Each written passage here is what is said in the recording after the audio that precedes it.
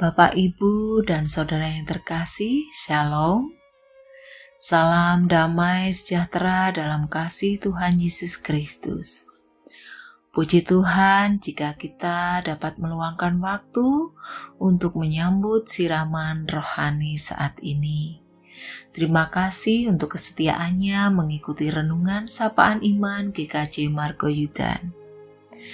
Mari bersama kita siapkan hati untuk menerima berkat firman melalui doa. Saya hantarkan. Tuhan Yesus, Bapa yang penuh kasih, kami bersyukur atas berkat penyertaan Tuhan saat kami dapat kembali bersama menikmati resapi sebagai sarana pemeliharaan iman kami. Berilah kami hikmat dan tuntunlah kami memahami kehendak Tuhan di dalam hidup kami. Hamba-Mu yang akan menyampaikan firman, Tuhan berkati dengan kerendahan hati untuk menyampaikan berkat firman-Mu sehingga hanya nama Tuhan yang dimuliakan. Dalam nama Tuhan kami Yesus Kristus, kami berdoa. Amin. Bapak, Ibu, dan Saudara yang terkasih di dalam Tuhan Yesus Kristus, renungan sapaan iman kita pada hari ini didasarkan pada 1 Timotius 6 ayat 6 sampai 10. 1 Timotius 6 ayat 6 sampai 10. Memang ibadah itu kalau disertai rasa syukur memberi keuntungan besar. Sebab kita tidak membawa sesuatu apa ke dalam dunia dan kita pun tidak dapat membawa apa-apa keluar. Asal ada makanan dan pakaian, cukuplah. Tetapi mereka yang ingin kaya terjatuh ke dalam pencobaan, ke dalam jerat dan ke dalam berbagai-bagai nafsu yang hampa dan yang mencelakakan, yang menenggelamkan manusia ke dalam keruntuhan dan kebinasaan. Karena akar segala kejahatan ialah cinta uang.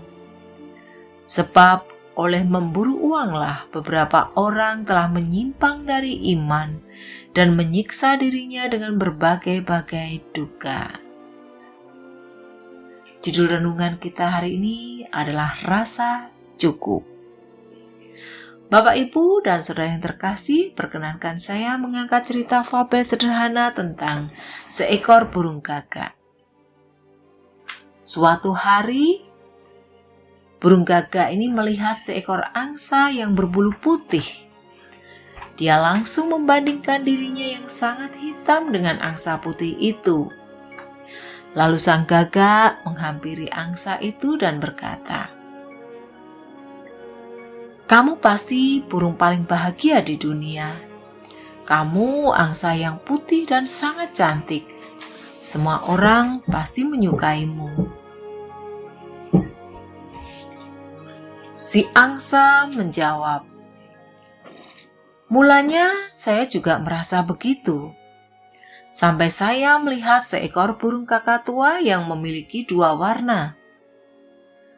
Saya pikir burung kakatua adalah burung yang paling bahagia di dunia ini." Lalu si gagak mendekati burung kakatua dan mengatakan hal yang sama. Kakak tua menjawab, "Saya hidup bahagia sampai saya melihat seekor merak. Bulunya sangat indah dan berwarna-warni."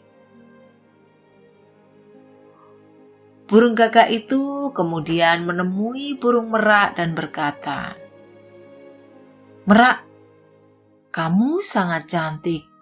Banyak orang suka melihatmu.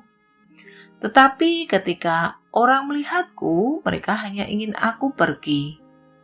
Saya pikir kamu adalah burung yang paling bahagia di dunia ini."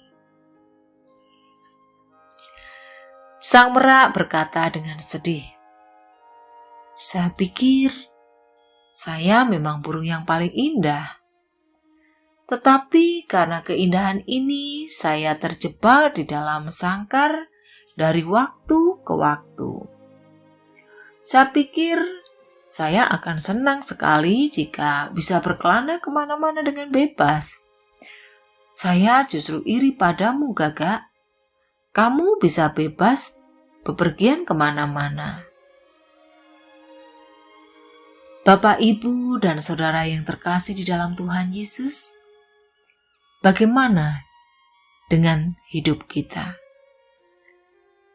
Adakah saat ini rasa cukup atau rasa mengingini milik orang lain? Baik kelebihannya, berkatnya, keberhasilannya, atau melihat mobilnya, rumahnya, hartanya. Masihkah kita membanding-bandingkan diri dengan orang lain, keluarga lain, hal lain? Adakah rasa rendah diri karena kekurangan kita?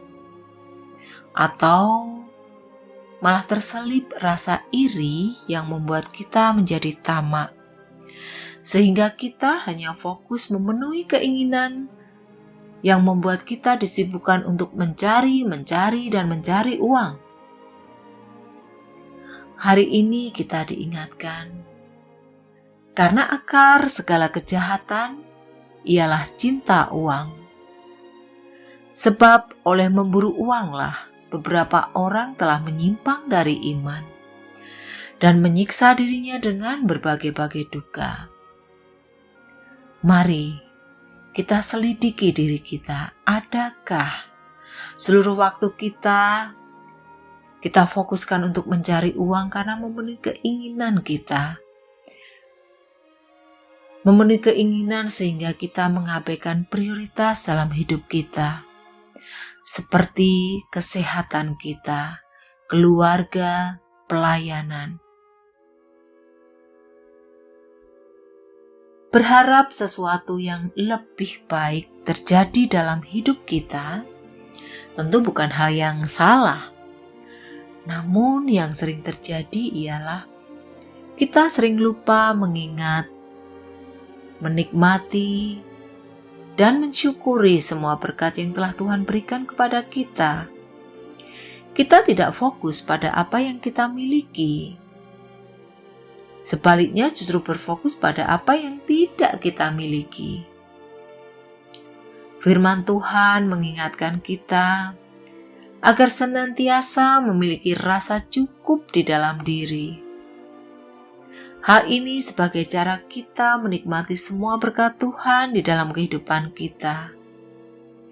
Belajarlah mencukupkan diri dan mengucap syukur dalam segala perkara yang dikehendaki oleh Tuhan. Yang dikehendaki oleh Tuhan dalam diri orang percaya. Mari kita berdoa. Bapa yang Maha Kasih, kami datang di hadapan-Mu dengan hati yang tulus, memohon pertolongan Tuhan untuk memberikan kami rasa cukup dan kepuasan atas apa yang kami miliki, sehingga hati kami limpah dengan syukur akan kebaikan-Mu. Terima kasih Tuhan Yesus. Amin.